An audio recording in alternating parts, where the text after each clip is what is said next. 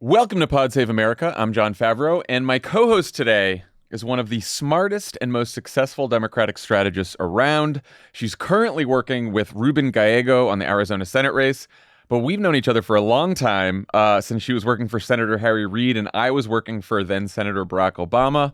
Rebecca Katz, welcome to Pod Save America.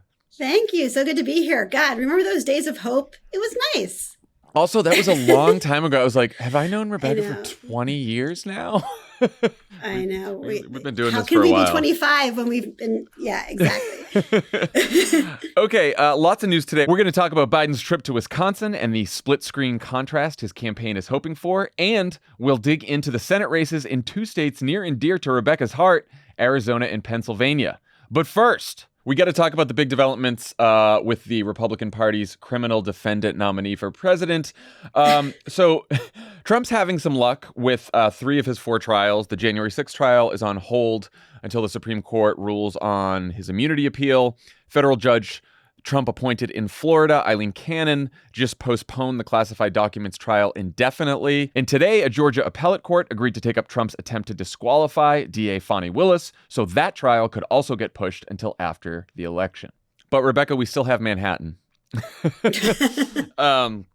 And boy, did we get some excitement in that trial on Tuesday.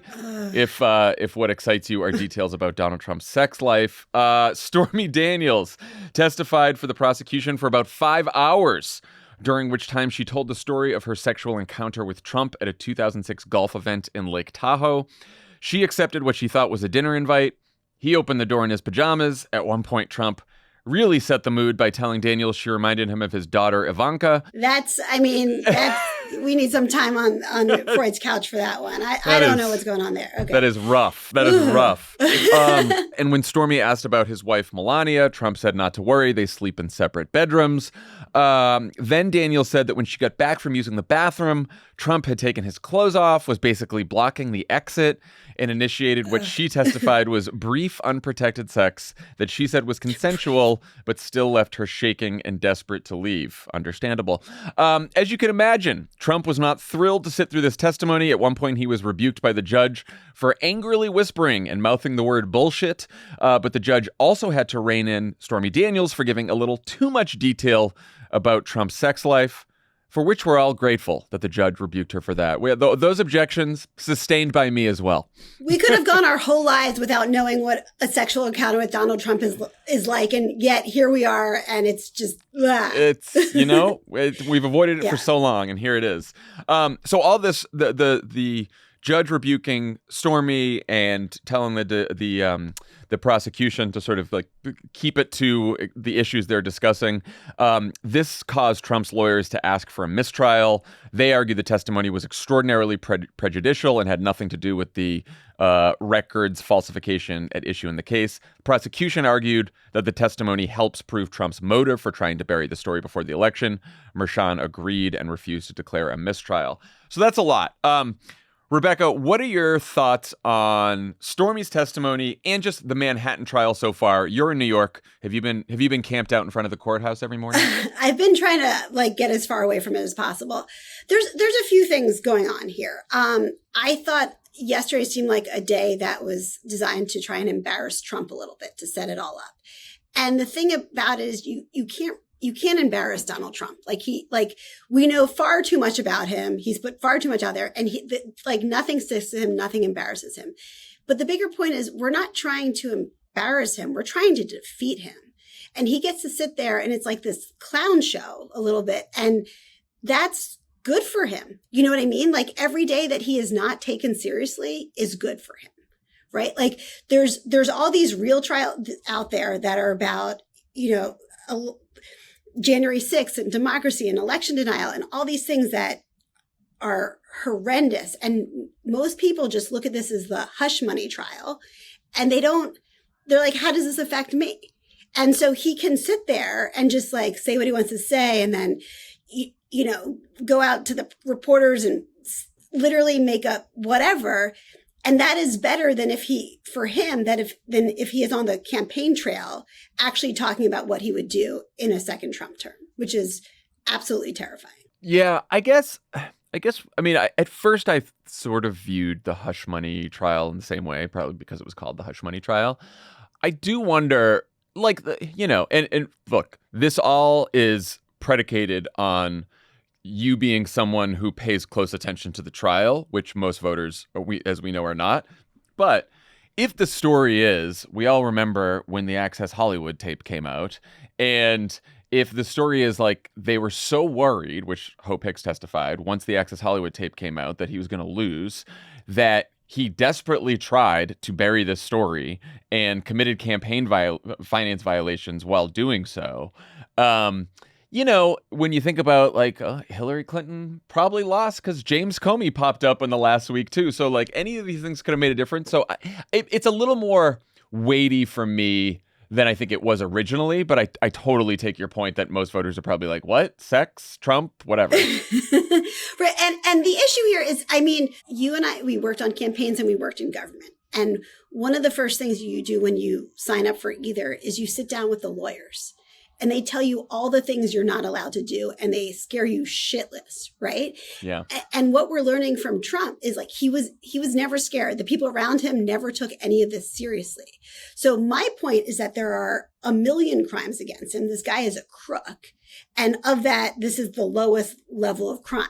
But basically, the issue here is everyone believes it, and they don't care, right? Like, and that to me is a little bit worrisome. I think they'll care if he's in prison, but I don't think they care about if he's cheating on his wife, which is how it's coming across. It's the shorthand of it. If you're in the Biden campaign, would you rather have voters see Donald Trump ranting and raving about his criminal trial or out there talking about the border or inflation or Gaza? If I were them, I would want him out on the trail talking about what he's going to do with his Justice Department in a Trump term and how he will have no regard for the law and that he basically wants to be a dictator. Yeah. I would have him talking about all the things he wants to do as president, because I think that is helpful for them. Those are the scariest things. I mean, I do think that's what at some point you're struggling with the challenge of delivering new information to voters, which is the only kind of information that breaks through about someone who everyone has formed an opinion of pretty much because he was president for 4 years and has been in our lives interminably since 2016. Right. But the biggest problem that I have with the trial is like him being a joke again. Right. And I don't want him to be a joke. I want people to understand exactly who he is. Yeah. And that to me is the biggest issue. He's in the courtroom. His base is getting stronger. And like we're losing focus on what he'd actually do in a second Trump term. Yeah.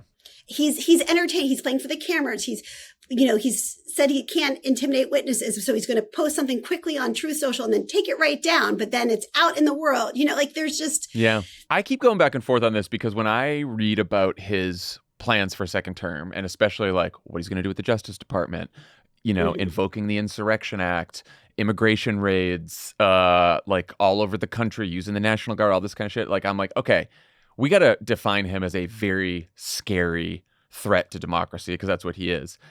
And then, you hear some voters and they're like the people who maybe back Trump and then switch to Biden or still undecided.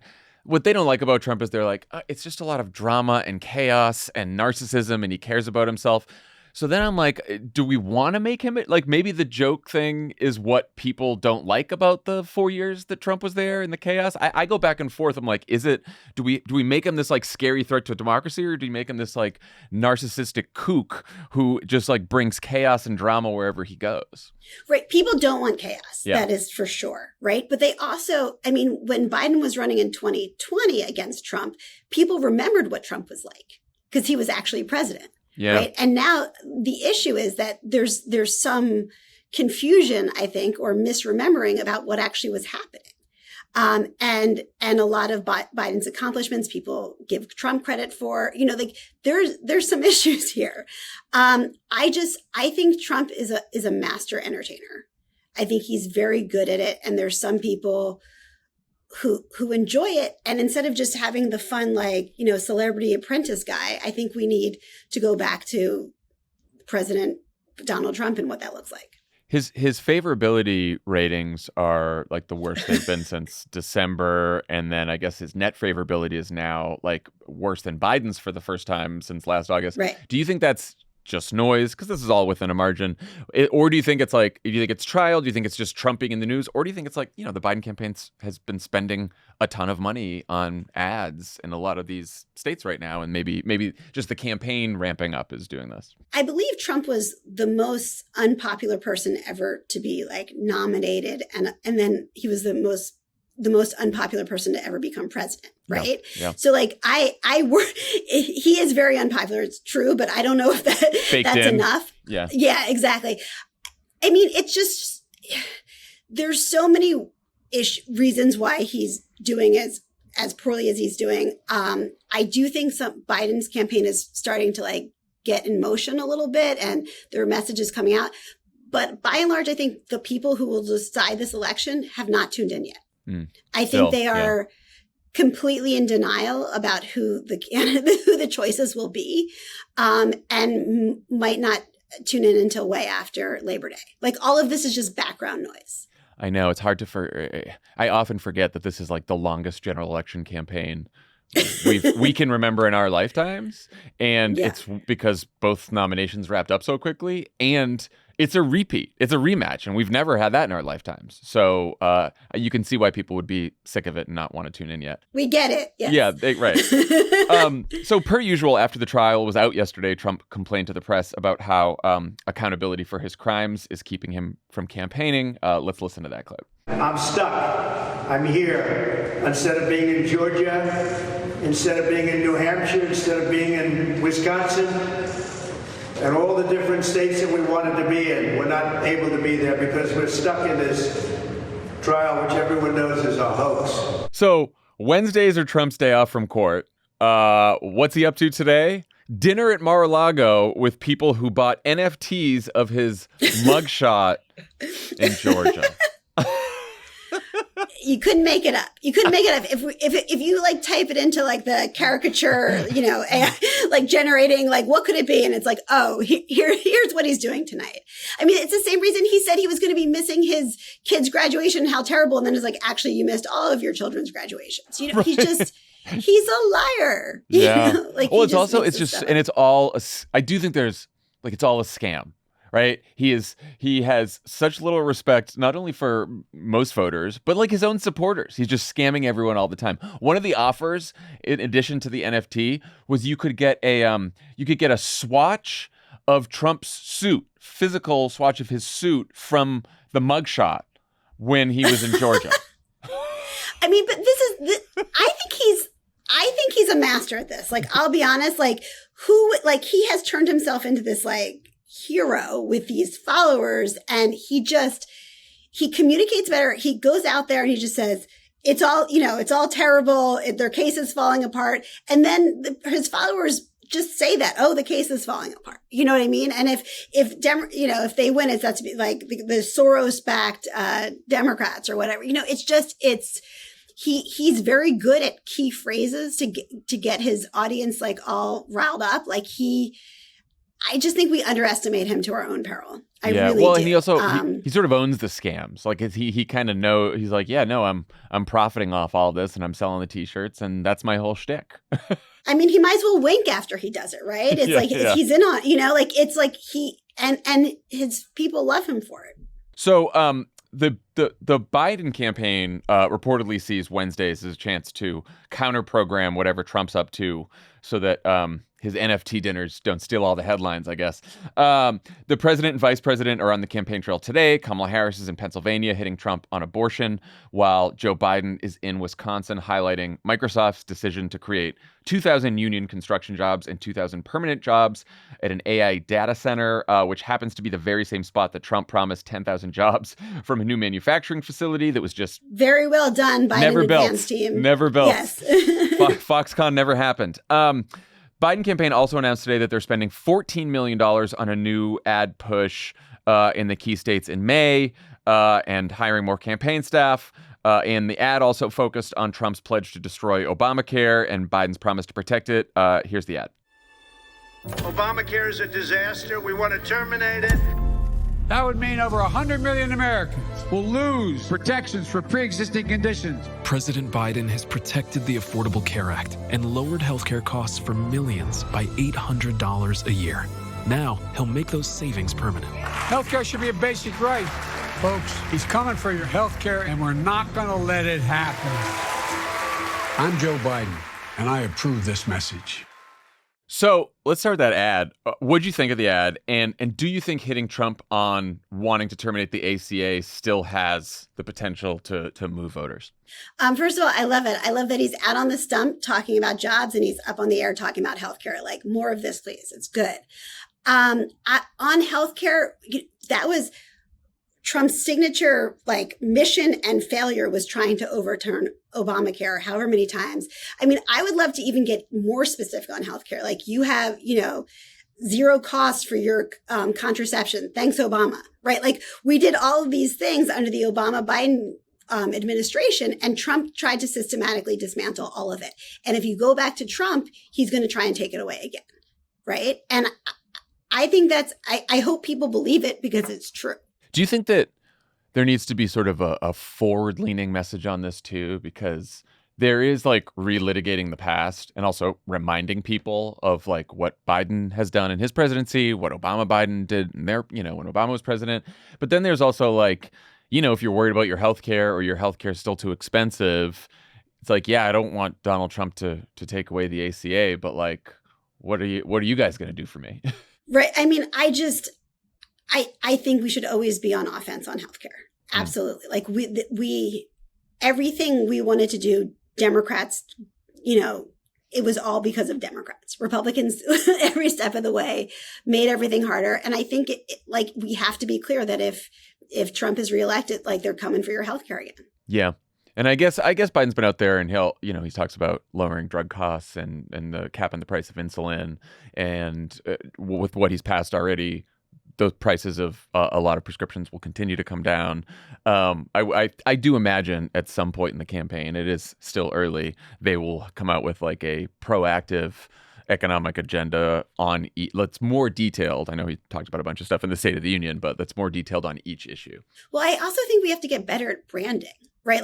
Why are things the way they are? It's because, the Obama-Biden administration pushed it through. And Trump, remember, signed all the checks. It was all of him. But when you going back to contraception, when you go each month to refill your birth control pills and it's $0, that's Obama-Biden, right? Yeah. And people don't know that. They didn't know that it used to cost money 8 years ago or whatever. So I do think there needs to be a little bit more out there on what he's actually done. So I welcome this. Did you see that Politico poll this morning that showed, they asked people about Biden's 4 major legislative accomplishments, right? The American Rescue Plan, the CHIPS Act, which of course no one knew what it was, the infrastructure bill, which more people knew, and then still mad that we called it the bipartisan infrastructure. We should just say brought to you by Democrats. Right, I know. And then of course the Inflation Reduction Act, and it's the Biden campaign and the Biden White House has been just touting these projects for a couple years now. They've made a really good push. They've been doing events. They do the ribbon cuttings.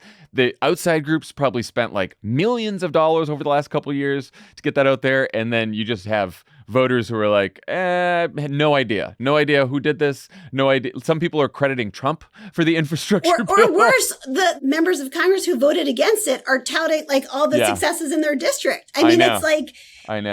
It's maddening, but it's also harder with the news doesn't resonate the way it once did. You can have a big event, but it's a tree, sometimes it's a tree falling in the forest. And that's another challenge for him. Yeah, it does seem like this is a communication challenge. And we faced it with the Recovery Act back in 2009. Right. And the media environment so much worse now. So much worse, so much more difficult. And even if the New York Times or the Washington Post write a big story, or the local, or in Wisconsin right now, I'm sure I'm sure the president will get great coverage in Wisconsin, but how many voters are actually tuning in and understand that he was there? Do people watch the news? Yeah. Who reads the paper? I mean, this goes back to how do you, and if you are working on a campaign, how do you make your news pop?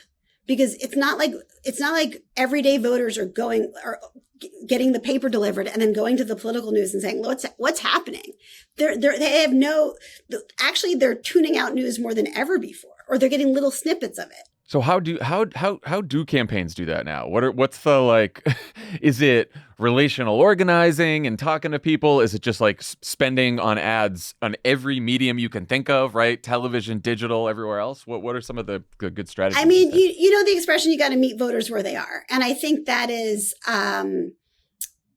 more true now than ever before. And voters are on all different social media platforms. They're on YouTube. They're not paying attention to any political news. And we'll get into it, I think, a little later about Ruben Gallego, Senate candidate I'm working for. But one of the things he did this weekend is there was the big Canelo fight, which, as you know, is a big moment. The fight in like Latino households, getting together with friends and family to like watch the fight. And instead of, what Ruben would usually do is watch it with his own friends and families, he's like, let's have it as a campaign event. And then we had this huge event with, like a bunch of folks came out and they had fun and they got to talk to their Senate candidate about the fight, which he had a lot of opinions on, and actually like connect with him. And I think that's something that a lot of politicians are struggling to do, is to connect to actual voters and be normal. Even in the best circumstances, that's so much harder when you are president, because you have to do it on a national level. And also you're stuck in the White House and it's harder to be like nimble with campaign events. Well, yeah. And with Biden, I mean, he's so good in a room, right? Like he's Bill Clinton, you remember how he would say, like, I feel your pain. I don't think anyone feels pain better than Joe Biden, right? Like he is a deeply empathetic individual when it comes to like personal loss and one-on-one and all of these things. However, in a bigger climate, it doesn't work the same way, right? It's tougher for him, and his personality doesn't come across the same way, and things are pretty scripted and tight right now, as they are with most presidents. Yeah. And I know they're trying to do more of these events where instead of like a big event or a big rally, they just have him in a room with like 10, 15 people. And, even the coverage of that is even probably better for him than the big rally coverage. Pod Save America is brought to you by Bombas. Spring is here, which means it's time for spring cleaning and refresh. Bombas just dropped a bunch of absurdly soft new socks that will help you get that drawer in a better place while doing a little good. Once you try Bombas, you'll never look at socks the same way again. You'll hate the ones that aren't Bombas. Though they're obsessed over details like foot-hugging honeycomb arch support, anti-blister tabs, and cushioned foot beds that feel like little pillows for your feet. They also have the one purchased equals one donated mission, which means every time you buy their socks, you also donate essential clothing to someone facing homelessness. To date, Bombas has donated over 100 million clothing items and counting. Their new spring collection has garden party socks that bring the party to your feet. Is there a party in your shoes? Or are those just Bombas? Bombas. Mm-hmm. That's right. It's stuck in my head right now. They've got stripes and florals, new vintagey colored rib socks. For your pleasure. Hey. Hey. Sorry. And even a new pointelle sock with a frilly cuff for all you frill seekers out there. Is that when you paint with dots? Sure. Cool. Yeah, paint with dots. Nice. Yeah, it's like from far away. You're like, oh, look at that. It's France. We love Bombas. I'm a huge fan of Bombas. I wear Bombas all the time.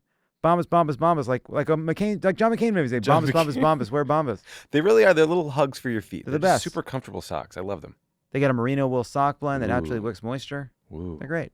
Get comfy this spring. Give back with Bombas. Head over to bombas.com/crooked and use code crooked for 20% off your first purchase. That's BOMBAS.com/crooked and use the code crooked at checkout. Pod Save America is brought to you by FrameBridge. There's so many things I want to frame, but then it's like, how do you do it? Do you go to a frame store? Deal with that whole thing? It's always so expensive. You're never going to do it. That's why this antique musket that I've always wanted to frame has just been sitting in a drawer. FrameBridge makes it easy to get anything framed at an affordable price. Easily order online at framebridge.com or visit FrameBridge retail stores. Upload a digital photo for them to print and mail your item using a free, secure prepaid package. Or visit one of their 20-plus retail stores. Why did I say musket? What a weird object to choose. It's such a hard thing to frame. This postcard that I got from Amelia Earhart that says, "See you soon." That's terrible, too. The point is, hey, FrameBridge is great. They do a great job. Talk about something personal you frame with them. I just tried. I framed a great picture of my family using FrameBridge, and you can do that too. See why FrameBridge has been trusted to frame over 2 million pieces. Visit framebridge.com or a local FrameBridge store to get started and custom frame just about anything. They do an amazing job. We've got FrameBridge stuff all over the office, in our homes. You'll be really glad you use it. It's so much better than going to a store or using the other people. Go to framebridge.com. Let's talk about the state of the race more generally. Obviously, extremely close nationally. Polling average has shown like a 1 to 2 point race since March. Trump has a slightly larger lead in the battleground states that add up to 270. When these two ran against each other in 2020, Biden led by more, both nationally and in the battleground states, the entire time. And that was before Trump attempted a coup, incited an insurrection, was charged with 88 felony counts, and became responsible for overturning the constitutional right to an abortion. He's also barely campaigning, not really running ads yet. That's going to change. What is your overall read on why this thing is so tight right now? I mean, this goes back to the fact that voters are looking at the two candidates and they're like, is that all there is? Right? Like they want a little bit more. They're not happy with their circumstance. They feel like they're drowning. They feel like no one understands what they're going through. And some of this is, the age problem, right? Like the candidates are so old. They're like, how do they know what I'm going through? But a lot of it is just feeling that like they want something different and new, and they're just unhappy with what's out there. I think Trump has really succeeded at saying we can do more than what we're doing. And I think the Biden campaign is going to end much stronger because they'll be on TV and have like a bigger paid budget than the Trump campaign will, just in terms of touting their successes and also explaining the choice right now, because the choice is pretty stark. Yeah. I mean, the Trump trials, as we said, have been dominating the headlines. The war in Gaza has too, for good reason. What do you see as the top issue top issues for most voters right now? Like that are gonna there's what people say is important to right. Yeah, I was gonna say there's what people says are like important to the country, and then there's like what people say is this is probably an issue that could decide my vote. Right. I think the economy, inflation, absolutely a top issue. It is something that everyone is thinking about, like what they're bringing home, what they're spending. It is what is keeping most American families up at night. I wouldn't underestimate the border and its relevance in a lot of voters' minds in terms of being tough on the border and having a clear plan there. And absolutely, I would say the biggest issue I'm hearing from voters is about abortion. Right? Like in a post-Dobbs world, this is not an issue that is going away, right? Like every year you have some pundit on TV saying, well, this isn't going to be the issue. Women, like this already happened, whatever. And it's like, absolutely no fucking way. Like this is the issue. And I do think it's this weird world because of what happened in 2016, where many people thought we would win and then we lost. There is this like PTSD, especially among Democrats, like, oh my God, we're going to lose, right? But in every election, 2018, 2020, 2022, Democrats have held on, right? And I do think that on abortion in particular, it will be very hard for Republicans to win on this issue because they have shown us what they will do when they're in power. Yeah, this is another one where obviously there's this debate, like, should Democrats and Biden focus on economic issues and the economic contrast with Trump? The Biden campaign has, it's reported that they have said, like, they think that the election will come down to Dobbs and democracy, right? Abortion is an issue, democracy is an issue. And, I mean, I've been doing campaigns and politics as long as you, and we've seen all the polling for decades. It's like the economic issues and the economic contrast are always the best for Democrats. But I'm trying to imagine persuading an undecided voter who's pissed about inflation and thinks that the Trump economy was better for them, even though they don't really like Trump.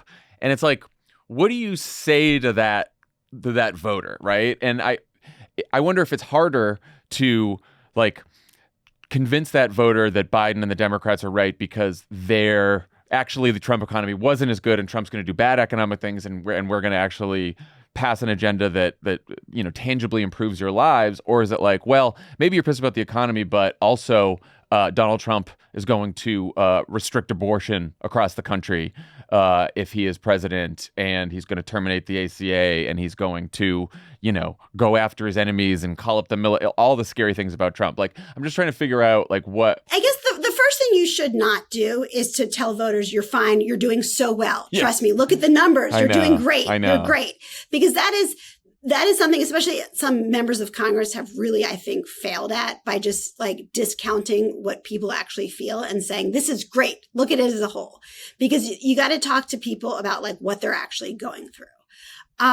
But I do think it's important to remind people of what a Trump presidency was like and how much good has happened since Biden has become president. There's still a lot of work to do. But I think we absolutely need to have some empathy for voters feeling like we're not doing enough and to communicate as effectively as possible, but also explain what the choice is. Yeah. I keep wanting to hear more like present tense verbs. It's like Right. We're fighting for you, and we went through this like terrible pandemic, and it set off inflation, and since then inflation's been coming down, but we are not done, and because prices are still too high, and we're going to keep fighting to lower costs, and that's our number one, I haven't heard that enough. Like, Me I neither. haven't heard that empathy.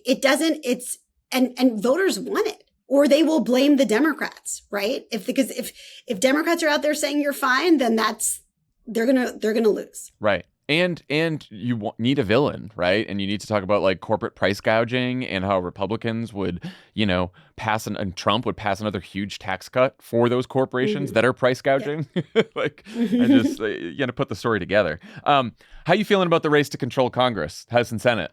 Well, I will tell you something. I feel a little bullish here. Nice. And I have a lot of friends, I feel like we all do, who stay up late at night, every night, just worried that Biden's going to lose re-election. Everything's going to be terrible. It's terrible. It's terrible. Just doomsday all the way. Right. And first of all, I think it'll be tight, but I do think Biden's going to win. But secondly, I think if you're really worried that Biden's going to lose, then you need to do everything you can to make sure we win back the House of Representatives and make Hakeem Jeffries Speaker of the House. Like that is, there are races out there that we lost by a very close margin last cycle. We can now win, and we should be focused on these states where these races are. And they are in blue areas. They are in New York. They are in California. It used to be, I've done so many races in Pennsylvania, there would always be a carload of, or busload of New Yorkers coming down, to come to the Philly suburbs or something. Now, just get on the train and go to the suburbs of New York, and you can help Mondaire Jones get back to Congress, and I think you have in suburban LA, you have someone, who thinks that the war on wokeism is worse than, like the perils we felt in World War II. I think that's Congressman Garcia. Like there are a lot of folks out there that we should send home, and we can win. So I feel absolutely 100% convinced that if we can focus on the House and not just the White House, we can at least have a check on power if all hell breaks loose. Full else fails. No, I think the House is very doable. It's probably the most. I mean, it's probably either the same or better chances as Biden has in the House. I mean, the House is very, very gettable. The Senate is, as you know, is obviously tougher because we got to win Sherrod's seat. Not impossible, again. right? Not impossible. Sherrod's got to win, Tester's got to win, and then your guy's got to win. Yes, we have to win, and then maybe there'll be a surprise. I mean, you remember back in our day, when we were in the Senate, there was this race in 2006, and nobody thought we would win back the Senate, and then out of nowhere, Virginia became in play, and we won back the Senate. So sometimes when it goes, it goes. So who knows? Maybe there will be a sweep. We're spending so much time worried about what could go wrong. We haven't really spent any time thinking, hey, what if things go right? And this is a perfect time to plug Vote Save America. If you go to votesaveamerica.com/2024, we launched our big Organize or Else initiative, and that is the big volunteer effort ahead of the 2024 campaign. We've picked 71 races, and it's the best place, easiest place, most effective place to donate your time and your money. We even split it up into teams Team East versus Team West. So I am, me and Lovett are the captains of Team West, and then Dan and Tommy are East. But but you can sign up, and then we have like 71 races that we picked, which are just like places where you can have the most impact, volunteer your time, money. They're down ballot, so it's like it's not just the big federal races; it's all over the ballot. I love this because we forget about state legislatures, and it's you know like conservatives have been focused on state legislatures for years, and you know Democrats are just really basically post January 6th. They're like, oh, this is important. So I hope that we can focus some of our attention on that too. One of the reasons I'm happy about being a captain of Team West is I want to talk specifically about a state that I've been bullish on that I know you are too, state of Arizona. So Biden won Arizona in 2020 by just 0.3%, a bit more than 10,000 votes. I think you could make the case that it's not just one of the most important states. It might be the most important state this time around. It could, because Arizona certainly think so. I mean, it could once again decide the presidency, particularly if Biden loses Wisconsin, say, right? Then Arizona would still give him the 270 if he gets the rest. It could decide control of the House. There's a couple competitive House races there. And, of course, the Senate, where you're working for Democratic candidate Ruben Gallego, who's running against the certifiable Glock enthusiast, Kari Lake. There's also likely to be a ballot measure that would enshrine abortion rights in the state constitution and thereby eliminate the current 15-week ban. So first I wanted to ask just what has changed in Arizona since 2020? Is the environment different than what Democrats faced 4 years ago, or is it basically the same terrain? Like, has anything shifted? Well, so what has not shifted is that Arizonans continue to be very independently minded. They like their candidates, not super crazy. They like them with an independent streak, and someone who will fight for them. What has changed is Dobbs. We are in, Roe was overturned. And in Arizona, they've had an even more extreme example of that in terms of that the 1864 ban. A ban, that law, Kari Lake, our opponent, a few years ago was on the trail where she referred to that law as a great law. And so, Arizona, like women in Arizona have been a political football here. Like they're just messing with what's happening. And I think that a lot of voters are pissed about it. Are you guys hearing that from voters at events and stuff? I mean, remember the law first there was like Dobbs, right? And then there was the law in Arizona. Then there's the 1864 ban. Women have had enough of this. They want abortion to be safe and legal. They want to be able to access it and make it a choice between them and their doctor. You guys see Kari Lake as a stronger or weaker candidate than she was in 2022. She's reportedly been trying to position herself as less kooky MAGA and more mainstream MAGA. You think she's having any luck with that? I mean, where to begin? Here's the thing. Like Kari Lake, was this trusted TV anchor for years in the Phoenix media market. So on TV, people liked her very much. And then she blew it all up with her 2022 election campaign for governor. She went fully off the deep end in terms of election denial. People look at her as power hungry. They don't trust her.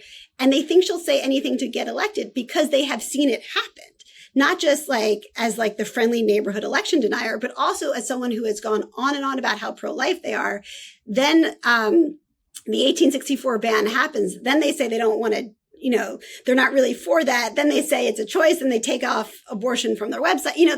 There's a lot going out there, but she has not moderated her positions. Like, I just want to be clear, like she is exactly where she was. She might say different things to different audiences. She is still as extreme as ever.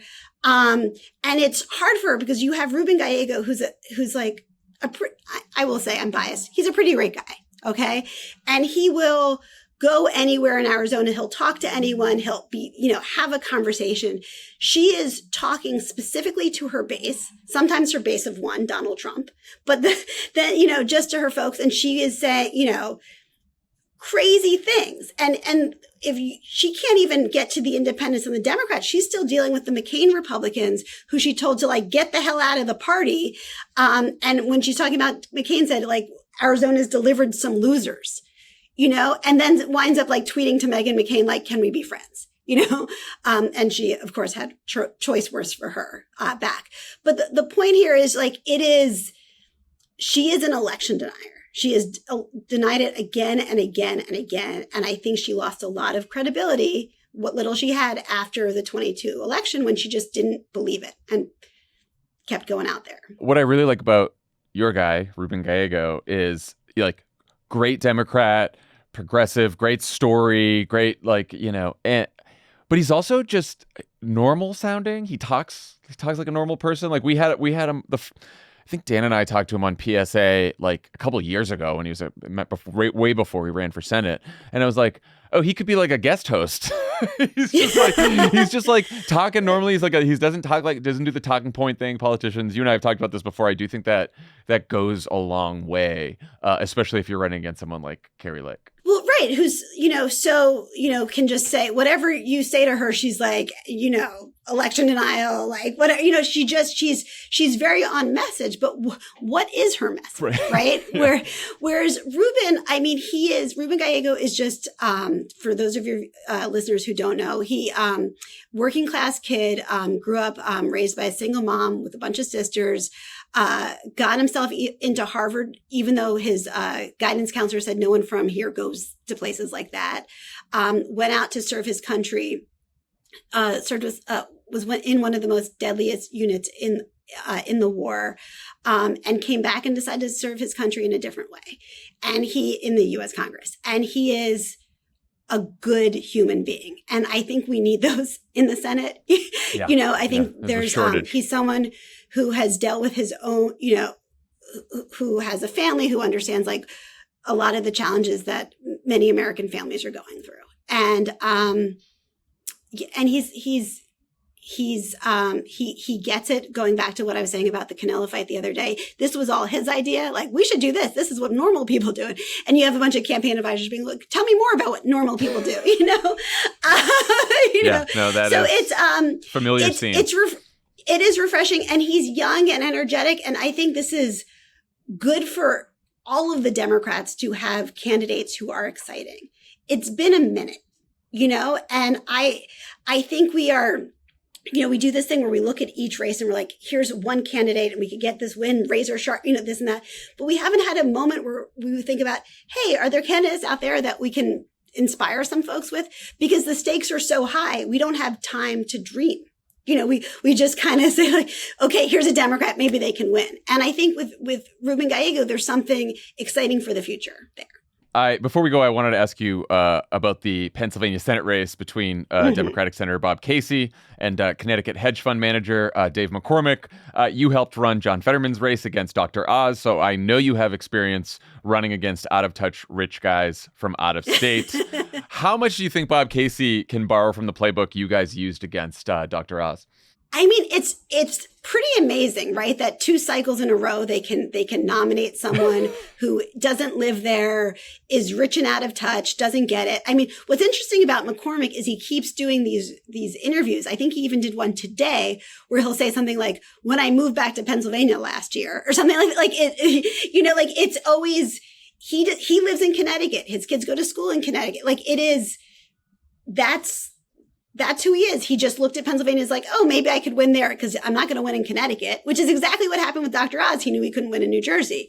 But the problem is with the Pennsylvania Republican Party, because they have so many extreme candidates like Doug Mastriano, who ran for governor last year, that they're literally like outsourcing to other states, like to come in to help them try and win. But no, I don't think it's going to work. Bob Casey is a good man. He's got high Pennsylvania name ID. That Casey brand is strong. And I think if he just like keeps his head down and does the work, I think he will go right back to the Senate. Yeah, seems like one where Dave McCormick could just sink himself. Obviously, Biden needs to win Pennsylvania. What are you hearing from folks on the ground about that? Listen, I think every battleground state is going to be close. Like, I don't take anything for granted. I think, anyone who thinks that this election doesn't matter or that they're all the same, like that's where we get into real problems.